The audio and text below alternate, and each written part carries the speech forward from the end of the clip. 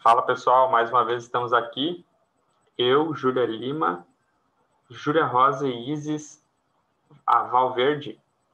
Eu sou o Henrique Girardi e hoje nós vamos estar continuando nossa leitura do Evangelho de João. Nós já estamos no capítulo 14. Então a gente vai dar sequência aqui à nossa leitura.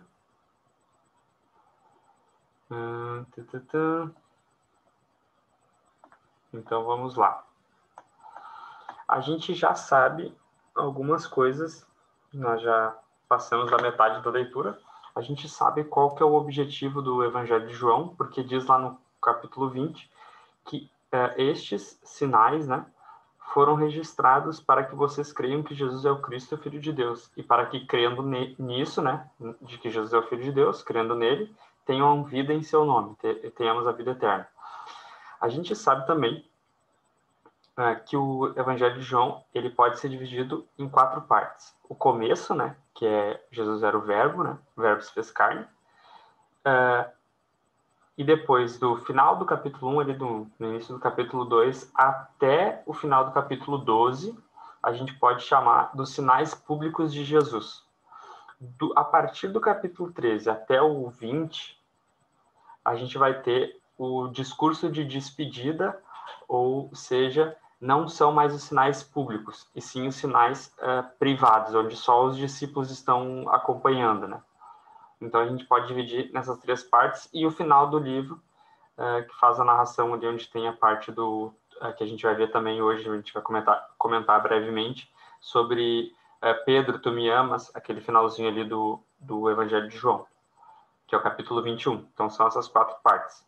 A gente está na terceira parte, que é esse discurso de despedidas, vamos dizer assim, que Jesus está falando sobre sua morte. A gente vai ter também, nesse trecho que a gente chama como de discurso de despedida, vai ter a questão da crucificação, também a narrativa da crucificação, mas normalmente a gente divide nessas 4 partes, né? O começo, os sinais públicos, a questão da só Jesus e os discípulos, a paixão de Cristo, né? A narrativa da crucificação e o finalzinho ali. Então, indo para o nosso capítulo 14, a gente parou no versículo 20 ontem, terça-feira com madeira, e hoje a gente vai a partir do 21, tá? Então vamos lá. Aqui no contexto do capítulo 14, né, Jesus é o caminho, a verdade e a vida, o Mateus comentou isso. O Madeira comentou da questão de que aqueles que amam a Deus obedecem às suas palavras, né, obedecem aos seus mandamentos. Não tem como dizer que a gente ama a Deus, mas não obedece. É o contrário disso, né? Quem ama, obedece. Então não tem como desassociar uma coisa da outra. E daí a gente vê que Jesus começa a introduzir a questão do Espírito Santo. Então, Jesus está dizendo assim, como ele disse no capítulo 13, né? Eu vou deixar vocês. Eu vou para um lugar onde vocês não podem ir agora. Mas eu não vou deixar vocês sozinhos. Eu não vou abandonar vocês. Esse é parece que é o miolo do capítulo 14. Jesus está prestes a morrer, prestes a ser crucificado, mas mesmo assim ele está preocupado com os seus discípulos, porque eles ficariam sem a presença dele por um pouco de tempo fisicamente, depois ele voltaria, depois o Espírito Santo estaria conosco, assim como ele está até hoje. Então Jesus está preocupado com essa questão, tanto da sua crucificação, né, que vai acontecer em breve, quanto a preocupação dos discípulos. Então por isso que começa com que o coração de vocês não fique angustiado. O final do capítulo 13 vai dizer que Pedro negaria Jesus. Então imagina esse ambiente. Judas recém saiu para trair Jesus, aí Pedro vai negar Jesus, então eles estão tudo preocupados e vem essa palavra de Jesus, né? Não fiquem angustiados. Então esse é o começo do capítulo 14. Aí a continuação, ali no versículo 21, aquele que tem os meus mandamentos e os guarda, esse é o que me ama. E aquele que me ama será amado por meu Pai. E eu também o amarei e me manifestarei a ele. Música famosa, né, da Heloísa Rosa, a gente quase lê já meio que cantando, E aqui, mais uma vez, aqui é uma sequência, né, de repetições de que Jesus fala que aquele que ama ele guarda os seus mandamentos. E interessante pensar que a missão nossa como igreja é pregar o evangelho para ensinar as pessoas a guardarem os mandamentos de Jesus. Então Jesus está fazendo esse link de as pessoas vão conhecer vocês se vocês amarem uns aos outros, né? O capítulo 13. E agora Jesus está dizendo que uma das marcas dos seus discípulos é que eles guardam os mandamentos de Jesus. Interessante essa questão de guardar os mandamentos, que não é só ler os mandamentos, não é só ler aqui como a gente está fazendo. É uma parte ler a Escritura, mas ter ela no nosso coração, guardada, ter fixado na nossa mente os mandamentos de Jesus para que eles se tornem prática, para que eles se tornem obediência de fato. Então, Jesus está fazendo esse link. E eu também penso, né, na questão do Pedro, tu me amas, que a gente vai ver no capítulo 21, e a próxima frase é: apacenta as minhas ovelhas, apacenta os meus cordeiros, né? Então, eu sempre penso assim, né, o amor de Jesus, o amor que ele demonstrou pela gente, não foi só palavras, não foram só ideias, foram fatos, e a gente sabe que ele morreu na cruz por nós. Então, ele deu o exemplo de como se deve amar para que a gente pudesse amar também, para que o poder dele estivesse em nós, o Espírito Santo dele estivesse em nós e a gente pudesse demonstrar amor pelos outros com as nossas ações, com as obras. Porque ele nos amou primeiro, a gente pode amar as outras pessoas também. Tá bom? Então, no versículo 22, já que Jesus disse que ele ia se manifestar, o Judas, não o Iscariotes, disse a Jesus. E ele faz questão, né, de dizer que não foi o Iscariotes, porque o Iscariotes já tinha saído no capítulo 13. Por que razão o Senhor se manifestará a nós e não ao mundo? Essa pergunta de Judas, né, que parece que ressoa na nossa cabeça muitas vezes, né? Por que Jesus não se manifesta para todos e logo todos o amam e logo todos vão ser salvos e logo tudo vai dar certo? Por que não acontece isso, né? A pergunta que todo mundo quer saber, parece aquela pergunta de R$1 milhão, né? Essa foi a pergunta de Judas. Se tu vai se manifestar a alguns, por que tu não vai te manifestar a todos? E a gente tem um grande problema, assim, para interpretar essa parte, porque alguns vão dizer que é a manifestação gloriosa de Jesus na sua segunda vinda. Alguns vão dizer que não, é a manifestação. Depois a gente vai ver ali uma pista, né? A manifestação de Jesus pós a sua morte e ressurreição, né? Quando ele apareceu para os seus discípulos. Alguns vão dizer, outras opções, né? Que a manifestação é quando a gente tem a morada do Espírito Santo no nosso coração, é uma manifestação também. Então, sim, são várias opções, né? No versículo 23 diz assim: se alguém me ama, a resposta de Jesus parece não responder à pergunta de Judas, mas ele está respondendo. 22, né?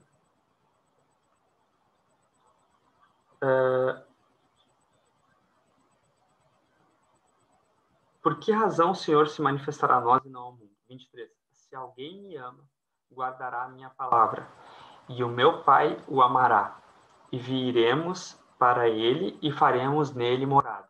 Então, se a pergunta dele apontava para uma coisa, Jesus já dá a resposta de quando é que ele do que ele está falando. Ele está falando da morada que o Espírito Santo faz no nosso coração. Quem não me ama, não guarda as minhas palavras. E a palavra que vocês estão ouvindo não é minha, mas do Pai que me enviou. Então, a resposta de Jesus é: assim como eu não faço o que eu quero, mas faço o que o Pai quer. Claro que Jesus quer obedecer ao Pai, mas no sentido de submissão ao Pai, Jesus está falando: se eu sou submisso ao Pai, vocês têm que ser submissos a mim, para que as coisas aconteçam, para que eu venha, para que o meu Pai venha, para que o Consolador venha e faça morada no coração da gente. Precisa existir essa obediência, essa guarda, esse amor que é revelado por guardar os seus mandamentos, por obedecer a ele. Se existir essa engrenagem de eu guardo as suas palavras, eu o amo, a roda vai girar, né? O amor de Deus se manifestou a nós, a gente creu, a gente começa a amar Jesus, a presença do Espírito Santo habita em nós, e essa progressão vai acontecer, né? A nossa caminhada com Cristo vai acontecer. Ele está falando, né, que ele é o caminho, a verdade e a vida.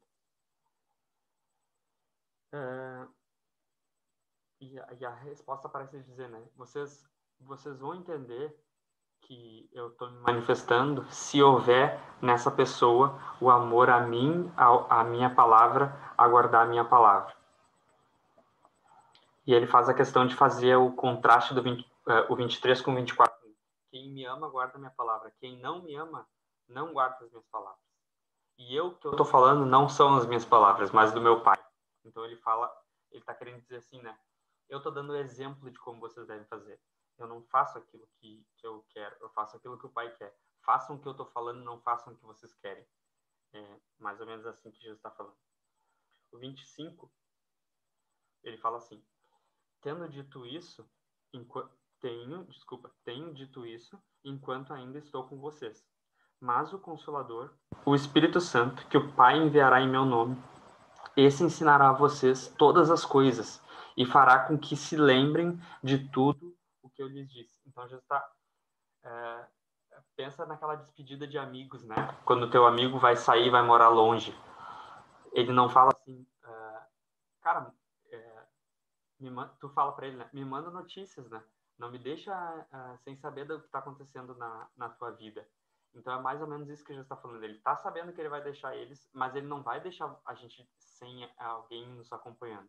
Ele vai nos deixar o Consolador. Ali aquela palavra Consolador pode ser ajudador, advogado, auxiliador. Então ele vai nos deixar o Espírito Santo, que vai fazer essa questão de nos ajudar, nos consolar, até que todas as coisas sejam finalizadas, consumadas, e ele fará com que vocês lembrem das coisas que eu tenho dito. Então aqui é uma grande pista, no versículo 26, de que, uma evidência de que o Espírito Santo agiu na vida dos discípulos, nas pessoas que ouviram Jesus, para a escrita do que a gente está lendo aqui. Vamos dizer assim, se eles estivessem sozinhos, eles não tinham lembrado de tudo aquilo que a gente tem lido. Então, esse versículo 26 diz que o Espírito Santo, que mora no nosso coração, que está ministrando no nosso coração enquanto a gente lê esse texto, ele estava na escrita desse texto que a gente está lendo aqui. Isso é maravilhoso, né? 27. Deixo com vocês a paz. A minha paz lhes dou. Não lhes dou a paz como o mundo dá. Que o coração de vocês não fique angustiado nem com medo. Percebe que ele retomou lá, que o coração de vocês não fique angustiado, que foi a abertura do capítulo. Aqui ele retoma a questão de não deixar o nosso coração ficar angustiado. E outra coisa também que é, por exemplo, né, o versículo de Paulo, né, a paz que excede todo entendimento. Hoje a gente vive num tempo de pandemia, num tempo triste, que tu vê na cara das pessoas que elas estão passando por problema, elas estão angustiadas. Veja que o Evangelho, a palavra de Jesus, não diz que a gente não vai passar por pandemia, que a gente não vai passar por uma crucificação, que a gente não vai ser perseguido. Não fala sobre isso. Fala que nós podemos passar por isso, mas que nós não vamos ficar angustiados e perder a paz e perder a alegria de estar um dia, né? A esperança de estar um dia com Jesus para sempre. Então, essa paz ela não pode ser roubada, porque ela é algo que Deus colocou em nós. Ele nos deu a paz. A minha paz lhes dou. Então, a gente recebeu uma paz que excede todo entendimento e não tem como a gente perder essa paz.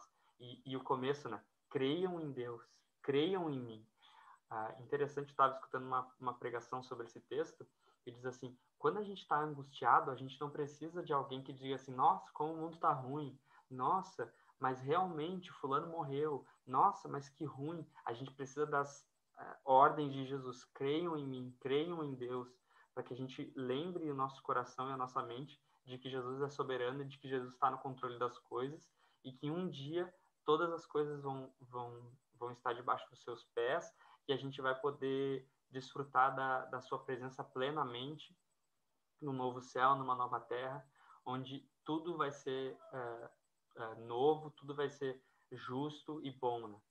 Então a gente tem que ser lembrado, né, dessas verdades que às vezes a gente esquece, né?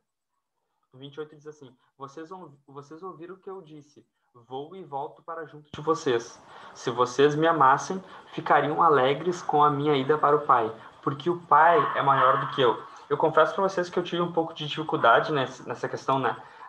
Por que ficar alegres com a partida de Jesus? Pô, Jesus está deixando a gente, por que eu vou ficar alegre, né? E Jesus está falando: se vocês me amassem, vocês ficariam alegres com a minha ida. Aqui, o que os estudiosos vão dizer? Que essa questão de Jesus pedir para os discípulos ficarem felizes e alegres com a sua ida para o Pai, porque o Pai é maior do que ele estava dizendo assim: eu me esvaziei da minha posição de Deus e glorioso para me tornar humano. Claro que ele ainda era Deus, né? Mas ele se esvaziou do seu poder e sua glória. Agora ele está dizendo: eu vou voltar para de onde eu vim, lá do princípio. No princípio era o Verbo, ele estava com Deus e ele era Deus. Então Jesus está dizendo: eu me esvaziei e vim para cá. Agora eu estou voltando para minha posição de origem. E ele está dizendo: o Pai é maior. Então ele está dizendo: eu vou voltar a ficar do lado do Pai, a ser da minha forma gloriosa, né? Então ele está dizendo: vocês deveriam estar felizes por eu estar indo. Mas é claro que provavelmente os discípulos não entenderam essa parte, mas Jesus estava querendo animar eles e que eles ficassem alegres, mesmo com a crucificação de Jesus, mesmo que Jesus já falou que um deles ia trair ele, que o outro ia negar. Fiquem alegres, porque não tem problema a falta de fé de vocês, o coração duro de vocês. Não tem problema a incredulidade de vocês. Confiem que eu vou cumprir a minha obra aqui nessa terra, para que a minha obra seja completa em vocês. Fiquem tranquilos, eu estou no comando. É mais ou menos nessa linha do que Jesus está falando. Porque se ele for ao Pai, o Espírito Santo vai descer. Vocês deveriam ficar alegres. Era isso que ele estava querendo dizer aqui no 28. Isso eu falei agora, antes que aconteça, para que quando acontecer, vocês creiam. Então, Jesus é extremamente sendo profeta aqui, né? Dizendo coisas que iam acontecer, e quando acontecesse, a gente já saberia porque ele falou, né? 30. Já não falarei muito com vocês, porque aí vem o príncipe do mundo, e ele não tem poder sobre mim. Aqui ele está falando, não. Como a gente leu no capítulo 13, o diabo se apossou de Judas, se apossou do seu corpo. Então, o diabo estava agindo na vida de Judas. E Jesus está falando, lá está vindo de volta. Ele foi, mas ele está vindo de volta. E a obra que o diabo vai fazer não é porque ele é mais poderoso, não é porque ele tem poder sobre mim. Não, eu estou me entregando em nosso favor. Né? No 31, o último versículo diz assim: no entanto, faço o quê? Me entregar, né? E morrer por nós. Faço isso para que o mundo saiba que eu amo o Pai e que faço como o Pai me ordenou. Ele está querendo dizer assim: eu não estou falando toda hora aqui de que aquele que me ama guarda os meus mandamentos, que aquele que me ama me obedece. Ele está dizendo: eu amo o Pai e por isso o obedeço. Esse final está dizendo, né? Eu faço o que o Pai me ordenou. Por que eu faço o que o Pai me ordenou? Para que o mundo saiba que eu amo o Pai. Então não tem como desassociar. Eu amo meu pai, até o pai físico, né? Mas como é que tu demonstra o teu amor pelo teu pai? Não, eu só falo. Não, então tu não ama o teu pai. É mais ou menos nessa linha. Hoje a gente vive numa sociedade que é muito bonito falar, né? Os políticos, né? Falam. Mas quando vai mostrar o que eles fazem, não tem nada. Então não é um amor verdadeiro, é um amor falso, uma mentira, né? E daí a última frase, assim como a gente tem os finais, né, de outros capítulos, né? Era noite, era escuro. Aqui me parece, né, que João quis deixar essa parte para dar evidência, né, que eles estavam saindo de um lugar indo para o outro, historicamente falando, mas também no sentido de levantem-se, vamos sair daqui. Parece que Jesus está dizendo assim: tá bom o papo, eu estou encorajando vocês estão sendo consolados, mas vamos lá. A vida tem que seguir, eu tenho que fazer minhas coisas, eu vim para a Terra com um objetivo e eu vou cumprir esse meu objetivo, e eu estou dando exemplo para vocês que às vezes vocês vão ter que parar, refletir sobre as verdades de Deus, as minhas verdades, né? Não deixar o nosso coração ficar angustiado, mas vai ter que ter um momento que a gente vai dizer, deu, vamos seguir, vamos tocar o barco, vamos fazer o que tem que fazer, vamos ajudar o fulano, vamos se entregar para morrer pelos outros, vamos estudar o que tem que estudar, vamos falar para quem tem que falar, vamos fazer o Reels da Gincana, vamos participar da live do Culto dos Teens. Então parece que já está dizendo, paramos, vamos seguir, vamos sair para outro lugar. Parece que essa é a conclusão aqui do capítulo 14. E sem ser semana que vem, na outra, a gente vai estar lendo o capítulo 15.